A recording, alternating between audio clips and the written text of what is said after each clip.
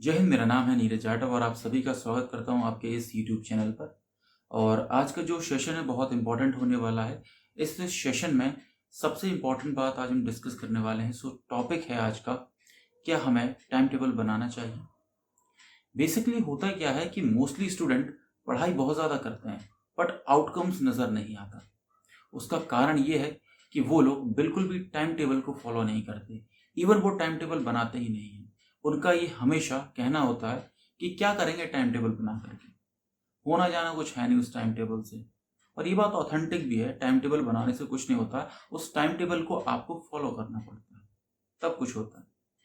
तो इसी के साथ में बताना चाहूँगा आपको कि अगर आप टाइम टेबल प्रॉपर वे में बनाते हैं और टाइम टेबल बनाने के साथ अगर आप उस पढ़ाई को उस टाइम टेबल के अकॉर्डिंग करते हैं तो वो आपका ऑर्गेनाइज वे हो जाएगा। और अगर आप टाइम टेबल बना करके नहीं पढ़ते हैं तो वो आपका एक पढ़ाई का अनऑर्गेनाइज्ड वे हो जाएगा। और स्वाभाविक सी बात है कि अगर कोई काम करते हैं और अगर उसको ऑर्गेनाइज वे में किया जाए तो वो काम काफ़ी अच्छा और तरीके से होता है और एक जो टाइम पीरियड सेट कर रखा होता है उस टाइम पीरियड से पहले हो जाता है। तो ये हुई इम्पोर्टेंस आपके टाइम टेबल बनाने की। इसको बनाना कैसे है ताकि आप अपने एग्ज़ाम में अच्छे से अच्छा परफॉर्म कर सकें और अच्छे से अच्छे रिजल्ट पा सकें। तो यहाँ पर इस वीडियो में मैं आपको एक प्रोटोटाइप दूंगा कि किस तरीके से आप अपने टाइम टेबल को बनाएंगे और उसे फॉलो करेंगे। एक बात मैं आपसे ज़रूर कहना चाहूँगा, अगर आप नोटबुक पर अपने सिलेबस को कंप्लीट नहीं कर सकते तो आप रियलिस्टिक वे में अपने सिलेबस को कंप्लीट नहीं कर पाएंगे।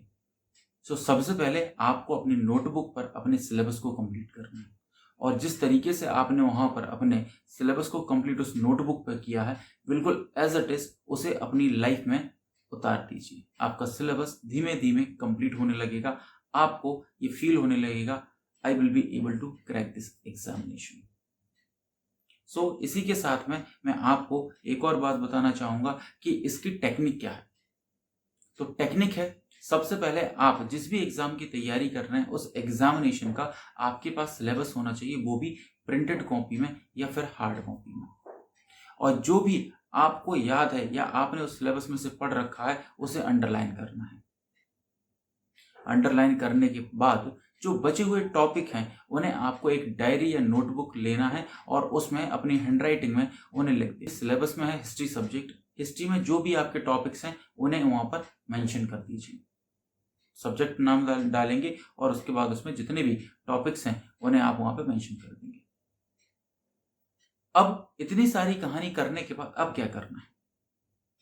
अब इसके बाद मैं बताता हूं आपको जो भी आपके टॉपिक्स हैं उन टॉपिक्स को डे वाइज उन्हें सेलेक्ट करिए।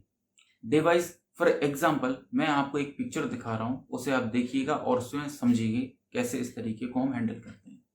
सब्जेक्ट लिया है और हिस्ट्री सब्जेक्ट लेने के बाद यहाँ पर पहला टॉपिक है प्राचीन भारतीय इतिहास के स्रोत, दूसरा टॉपिक है प्रागैतिहासिक काल, दूसरा है सिंधु सभ्यता, चौथा है यहाँ पर वैदिक सभ्यता, पांचवा है महाजनपद का उदय और छठवा है जैन धर्म एवं बौद्ध धर्म।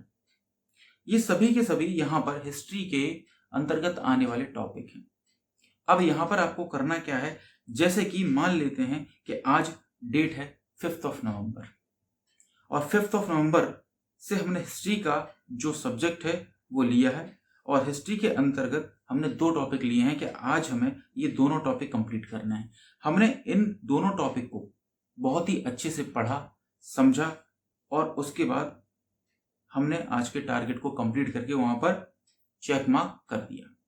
जब आप आते हैं 6 नवंबर यानी कि 6 नवंबर को, तो 6 नवंबर को करना क्या है, आपको सबसे पहले कि आपको एक नाइट पहले मतलब कि 5 नवंबर को ये डिसाइड कर लेना है कि आपको हिस्ट्री में नेक्स्ट टॉपिक यानी कि सिंधु सभ्यता और वैदिक सभ्यता पढ़ने हैं। और जो प्रीवियस डेज में आपने पढ़े हैं, आपने पढ़ा है प्राचीन भारतीय इतिहास के स्रोत और दूसरा है प्रागैतिहासिक काल। अब आपको जब आप सिंधु सभ्यता और वैदिक सभ्यता पढ़ने वाले हैं तो उससे पहले आपको रिवीजन करना है प्राचीन भारतीय इतिहास के स्रोत और प्रागैतिहासिक काल के। जब आप इन दोनों टॉपिक्स को कंप्लीट कर लेते हैं, उसके बाद आपको सिंधु सभ्यता और वैदिक सभ्यता को पढ़ना है।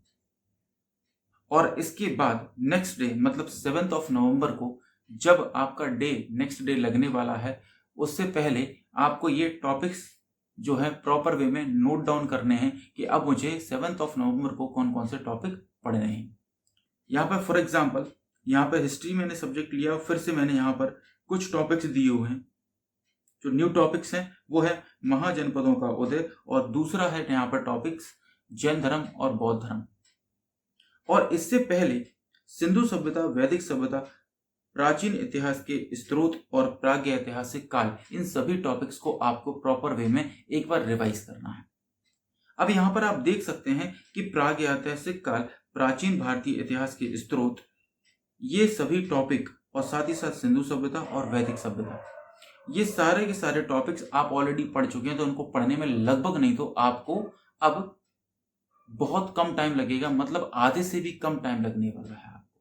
तो प्लीज इस तरीके से आपको पढ़ने का एक स्टाइल डेवलप करना पड़ेगा।